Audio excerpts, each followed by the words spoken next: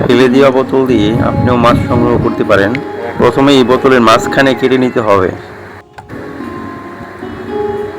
তারপর বোতলের মাঝখানে ভাত কিংবা মাছের অন্যান্য জাতীয় খাবার দিতে হবে। এরপর বেশ কিছুক্ষণ নদী কিংবা পুকুরের পানিতে বোতলটি ডুবিয়ে রাখতে হবে।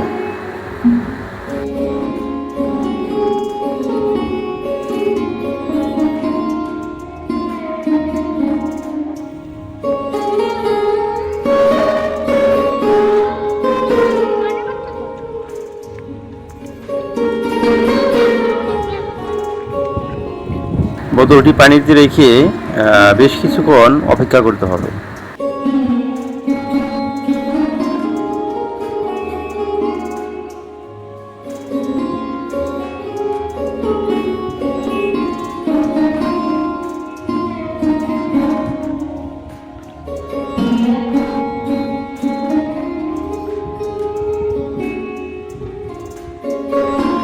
এখানে অন্যান্য বোতল যেগুলো দেখতে পাচ্ছেন সবগুলোই ধীরে ধীরে পানির মধ্যে ডুবিয়ে দেওয়া হবে।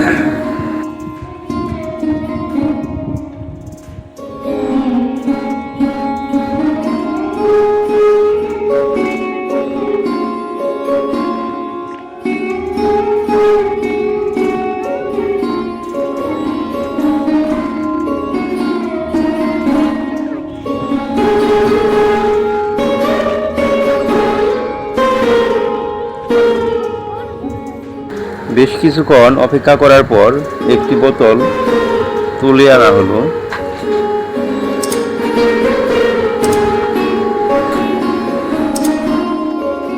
এখানে দেখা যাচ্ছে নদীর অনেক ছোট ছোট মাছ চলে আসছে।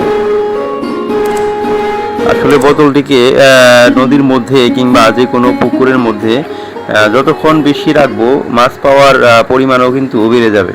আমি হয়তো ভিডিও করার স্বার্থে একটু সময় কমিয়ে নিয়েছিলাম।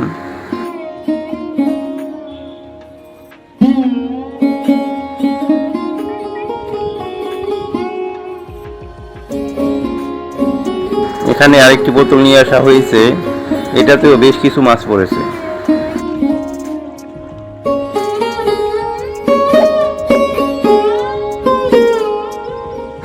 সবচেয়ে ভালো হয় অনেকগুলো বোতল বিভিন্ন জায়গায় পানির মধ্যে ডুবিয়ে রাখলে।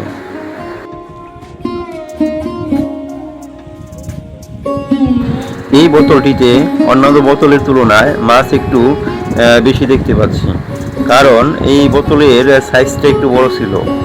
আসলে বোতলের সাইজ যত বড় হবে মাছের পরিমাণও কিন্তু বেশি পাওয়া যাবে।